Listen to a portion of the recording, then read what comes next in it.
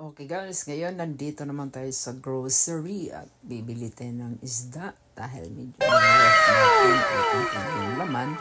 Kasi next week busy na po ang beauty ko, kaya yan kumuha ako ng salmon na whole kasi mas magtipid yan at saka ikaw nang pwedeng gagawa ng salmon steak para maganda ang pagkahiwa, hindi naman nalasog-lasog at saka pipiliin natin yung matigas pa para madali siyang hiwain.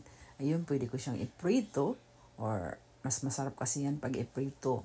Okay, pagkatapos nakakita ako ng tahong. Ayun, kumuha din ako ng isang tahong. Pero sa isang plastic ay dalawa po sila. Pero okay na yan. Kahit marami, pwede mo naman siyang iprito para makatipid ka. Thank you for watching. And then, pumunta din ako sa kabila at kumuha na din ako ng iba't ibang klase pa din na